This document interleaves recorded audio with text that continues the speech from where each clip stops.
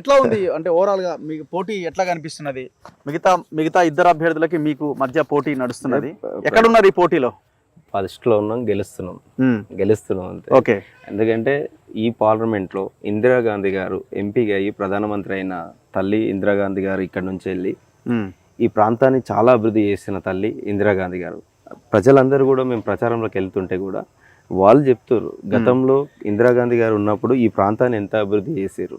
ఈ ప్రాంతంలో BDL, ordnance factory, అదేవిధంగా భూములు, ఇందిరమ్మ ఎవరైనా ఎస్సీలను టచ్ చేసిన, బీసీలను టచ్ చేసిన, ఎస్టీలను టచ్ చేసిన, మైనార్టీలను టచ్ చేసిన, మాకు గతంలో భూములు ఇచ్చిన తల్లి ఇందిరాగాంధీ గారు. లావణ పటేల్ అసైన్మెంట్ భూములు ఇచ్చింది ఇందిరాగాంధీ గారు. ఇందిరాగాంధీ గారు ఆ రోజు గతంలో కూడా ప్రాజెక్టులు కట్టించిన తల్లి ఇందిరాగాంధీ గారు, కాంగ్రెస్ పార్టీ కట్టించింది. అదేవిధంగా ఇందిరమ్మ ఇండ్లు, మీరు తెలంగాణ రాష్ట్రమే కాదు దేశంలో కూడా ఎక్కడికైనా వెళ్తే ఇందిరమ్మ ఇండ్లు ఉంటాయి. ఇందిరమ్మ ఇండ్లు ఇచ్చిన తల్లి ఇందిరమ్మ గారు అని చెప్పేసి ప్రజలందరికీ చెప్తారు. అదేవిధంగా తెలంగాణ రాష్ట్రంలో కూడా ఈరోజు ప్రజాపాలన, ప్రజాప్రభుత్వం, మనందరి ప్రభుత్వం వచ్చింది. ముఖ్యంగా రేవంత్ రెడ్డి గారు ప్రభుత్వం, అందరూ మినిస్టర్లు, మంత్రులు, ఎమ్మెల్యేలు కూడా స్వేచ్ఛనిచ్చే ప్రభుత్వం వచ్చింది. కాబట్టి మేమందరం కూడా కాంగ్రెస్ పార్టీని దీవిస్తాం. ఈ గడ్డ నుంచి సోనియా గాంధీ గారు, తెలంగాణ ఇచ్చిన తల్లి సోనియా గాంధీ గారు, సోనియా గాంధీ గారికి కూడా మెదక్ నుంచి ఎంపీగా గెలిపించి సోనియా గాంధీ గారికి గిఫ్ట్ ఇస్తాం, ఒక బడుగు బలైన వర్గాల బిడ్డను అని చెప్పి అన్ని వర్గాల ప్రజలు మద్దతు తెలిపేస్తారు. సో మీరిద్దరు పటాన్చెరు నియోజకవర్గానికి సంబంధించిన వాళ్ళు, మిగతా నియోజకవర్గాలు ఉన్న ఈ పార్లమెంట్ పరిధిలో, సో వాటి మీద మీకు ఆలోచన, అవగాహన, గ్రిప్ ఉన్నదా? ఖచ్చితంగా. ఎందుకంటే మేము దాదాపు ఒక 5 సంవత్సరాలుగా మల్లన్న సాగర్, కొండపోచమ్మ సాగర్, వీటి మీద చాలా పెద్ద వీడియోలు చేసినాం.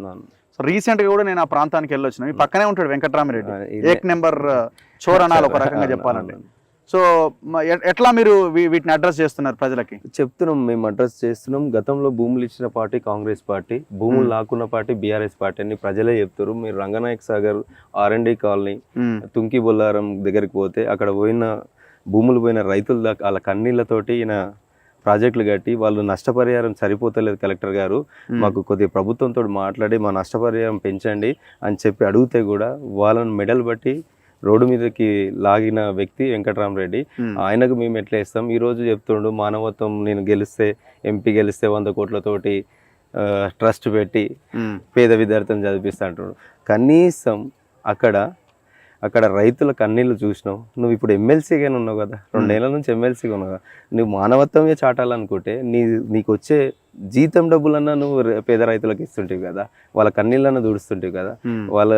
మీరు ఎన్ని ఇంటర్వ్యూలు చేసినా నాకు తెలుసా, గజ్వేలు, దుబాక, సిద్దిపేట ప్రజలందరూ కూడా ఆ వ్యక్తి మాకు వద్దు, మాకు అందుబాటులో ఉండే బిడ్డ, ఎప్పుడు ప్రజలతోటి మమేకమై ఉండే బిడ్డ, మానవత్వం ఉన్న బిడ్డ. ముఖ్యంగా కాంగ్రెస్ పార్టీ చాలా అభివృద్ధి చేసిన ప్రాంతం ఈ ప్రాంతాన్ని కూడా, మెదక్ పార్లమెంటును కూడా చాలా అభివృద్ధి చేసిన ప్రాంతం కాబట్టి ఖచ్చితంగా కాంగ్రెస్ పార్టీని దీవిస్తాం. ఎందుకంటే ముఖ్యంగా ఈ ప్రాంతంలో కూడా ఈరోజు తెలంగాణలో సంక్షేమ పథకాలు 6 గ్యారెంటీలు పెట్టినాం. 6 గ్యారెంటీలు కూడా 5 గ్యారెంటీలు నెరవేరుస్తుంది. ఆ గ్యారెంటీలలో ఉచిత బస్సు ప్రయాణం చేసే అక్కలు, చెల్లెళ్ళు కూడా చెప్తారు. మాకు నెలకు 2,000 రూపాయల ట్రాన్స్పోర్ట్ మిగులుతుంది అని చెప్పి అక్కలు చెప్తారు. అదేవిధంగా ఉచిత కరెంటు, 200 యూనిట్ల కరెంటు. ఓకే. ఉచిత కరెంటు గురించి కూడా నెలకు 600 నుంచి 800 రూపాయలు మాకు మిగులుతుంది. ఇది కూడా ప్రభుత్వమే, రాష్ట్ర ప్రభుత్వం చేస్తుంది. గతంలో కూడా దీపం పథకం కింద గ్యాస్ సిలిండర్ ఇచ్చిన పార్టీ కాంగ్రెస్ పార్టీ, మన్మోహన్ సింగ్ గారు ఇచ్చారు. ఈ రోజు కూడా బీజేపీ ఉన్నాక ఆ రోజు 400 సిలిండర్, ఈరోజు 1200 అయింది. మళ్ళీ మన ప్రభుత్వం, ఈ తెలంగాణలో ఉన్న ప్రభుత్వం, కాంగ్రెస్ ప్రభుత్వం కానీ అర్థం చేసుకొని పేదలకు ఇబ్బంది అవుతుందని చెప్పి సబ్సిడీగా 500 రూపాయలు గ్యాస్ సిలిండర్ ఇస్తారని చెప్తారు. ఇవన్నీ ప్రజల నుంచి వచ్చిన మాటలు మీకు చెప్తున్నారు, ఇవన్నీ చెప్తారు. అదేవిధంగా ఇందిరమ్మ ఇండ్లు, ప్రతి కాన్స్టిట్యున్సీకి 3,500 ఇందిరమ్మ ఇండ్లు శాంక్షన్ చేసినాం. అవి కూడా ఈ ఎలక్షన్ కోడ్ అయినాక గ్రామ సభలు పెట్టుకొని ఎవరైతే నిరుపేదలు ఉన్నారో వాళ్ళకందరికీ కూడా ఇందిరమ్మ ఇండ్లు ఇస్తామని చెప్తున్నాం. ఎందుకంటే గతంలో ఉన్న బీజేపీ, బీఆర్ఎస్ పార్టీ 10 ఏళ్ళ నుంచి ఉన్నాయి. 10 ఏళ్ళ నుంచి ఉంటే వాళ్ళు ప్రజలు చెప్తారు కనీసం 3 గుంటల భూమి ఏ పార్టీ ఇవ్వలేదు, ఏడా కూడా డబుల్ బెడ్రూమ్లు కూడా ఇవ్వలేదు. ఇక్కడ మా దగ్గర, మా పటాన్చెరు ప్రాంతంలో డబుల్ బెడ్రూమ్ స్థానికులు భూములు తీసుకొని స్థానికులకు కూడా అక్కడ ఒక ఫ్లాట్ కూడా ఇవ్వలేరు, భూములు ఇచ్చిన వాళ్ళకి కూడా ఒక ఫ్లాట్ ఇవ్వలేదు. కానీ కాంగ్రెస్ పార్టీ వాళ్ళకు భూములు ఇచ్చింది, ఇండ్లు ఇచ్చింది, సమానత్వం ఇచ్చింది, ముఖ్యంగా ఉద్యోగం కల్పించి, ఉపాధి కల్పించింది, విద్య కల్పించింది, ఐఐటి పెట్టి విద్యను తీసుకొచ్చింది.